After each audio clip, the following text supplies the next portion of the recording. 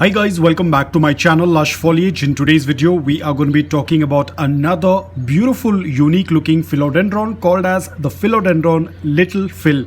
Now as you can see by the name itself, this plant does not grow very huge. It tends to grow almost this size, but it will start getting even more bushy over the period of time. Very easy to take care. I wouldn't say it's very common, but also it's not very rare. It's somewhere in between. You'll mostly find it online. Local nurseries may not have this, but if you happen to find this plant online, definitely add it in your collection because it's an absolutely beautiful bushy looking philodendron. Unlike our other philodendrons that tend to grow really large, this tends to stay relatively smaller. Now it's very easy to take care of this plant. Let's start off with light. That's the most important thing. Please do not expose this plant to direct sunlight.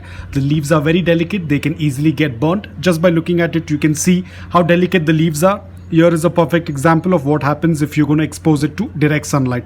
So give a good amount of indirect bright light. You can grow it indoor near the windowsill. As long as the sun rays do not fall directly onto the leaves, indirect bright light is going to work out really well.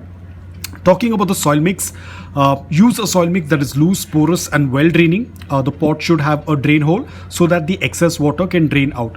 The soil needs to have a slight amount of moisture but not soggy wet soil, otherwise the plant will have a root rot. So according to that, we have to water. Whenever you see around 1 inch of the upper layer of soil is dry, go ahead and do a complete watering until the water starts passing through the drain hole. Now this is a philodendron, so during winters please don't add any fertilizers. Reduce your watering. They are more summer growing plants. These are all tropical plants. They prefer warmer and a good amount of humidity. Average humidity anywhere above 50% is absolutely okay. It will do quite well in average humidity as well. You do not need to be worried. You do not need to buy a humidifier especially for this plant. If you have, well and good. If you don't have, it's absolutely fine. The plant will do quite well. The temperature, anywhere between 15 degrees Celsius up to 34 degrees Celsius is going to work out really well. So during the summer time, you can go with any liquid based fertilizer that is going to work out really well. Talking about propagation, the best way to propagate is that it is going to turn into a bunch. So you will have to take out the plant and do a division. That is the best method that you can propagate or multiply this plant. Talking about pest issues, this plant does get affected with spider mites, mealybugs on the stem area, but mostly with spider mites. So always do a routine check once in 2 weeks or once in 3 weeks. Turn the leaves and check. If you happen to notice anything, get into action and get rid of the pest at the early stage. That is much better. Talking about is this plant toxic? Yes, this plant is toxic. It belongs to the genus of Philodendron. Ingesting of the leaves can be quite dangerous, so you have to be extremely careful. Apart from that, it's a very easy to grow plant.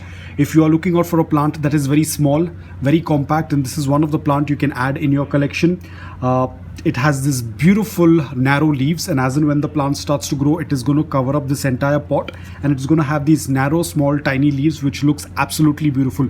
If you're going to look at it, it doesn't even look like a philodendron, but it is. So if you're a person who's looking out for a small little tiny plant which is compact, looks absolutely beautiful, running out of space, so this is one of the plant you can add in your collection. Absolutely easy. Just follow the basic care requirements and that's more than enough. The plant is going to do quite well. Soil, as I said, I'm using a mix of coco peat, garden soil, sand and perlite because they prefer loose, porous, well-draining soil mix, but which maintains a slight amount of moisture. So that is what the coco peat is going to do.